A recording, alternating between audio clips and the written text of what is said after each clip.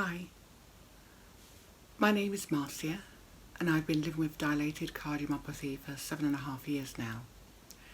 Well, I can't believe I just said living with.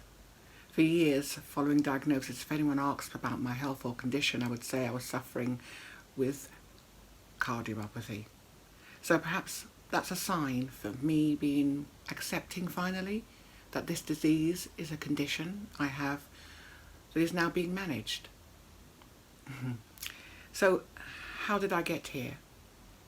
No one else on either side of my family have the condition. I was a relatively healthy youngster, teen and young adult. I had a great career and social life too. Then in 2010, on a sailing trip overseas, I took ill, which I put down to motion sickness.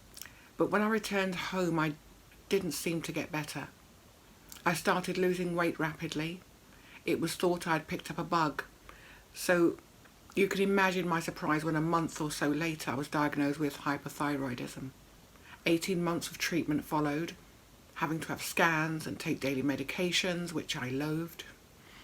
For the very first time in my life, I actually felt very low and thought my life would never be the same again. 2012, I underwent a gynecological procedure under general anaesthetic, and within a couple of weeks I could hardly breathe, just walking up a few stairs, walking to and from the bus stop, or even after minimal exercise. I was exhausted all the time and could actually feel my heart beating out of my chest. At first the hospital thought it might have been a chest infection, but an x-ray revealed that I had had a PE in my lungs, blood clots.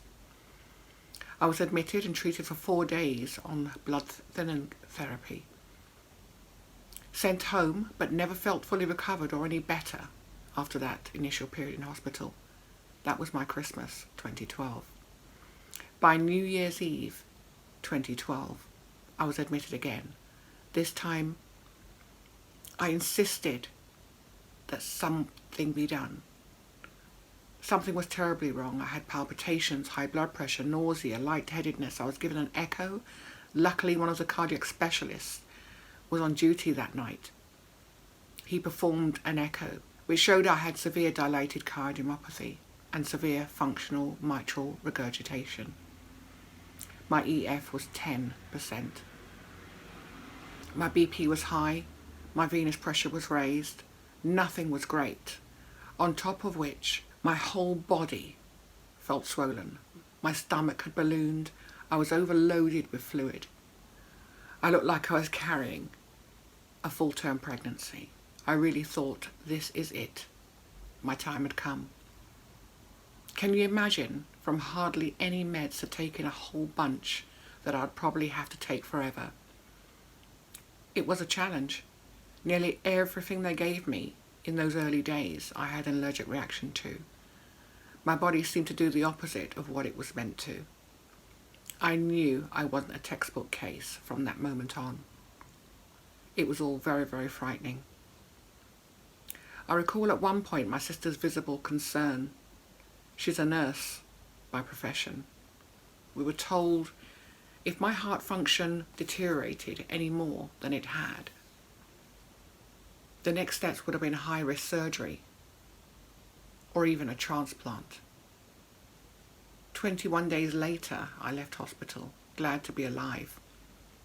To everyone, I still looked like Marcia. I sounded like Marcia, but I wasn't feeling like Marcia. I was different, life was different, and I didn't know when things would feel any differently than that. Things do improve though. They do improve.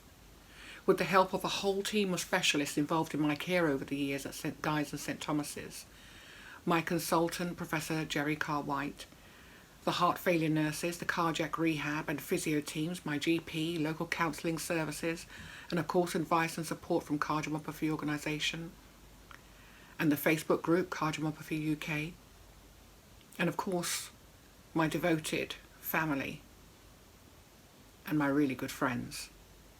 I'm still standing and here to tell my story today.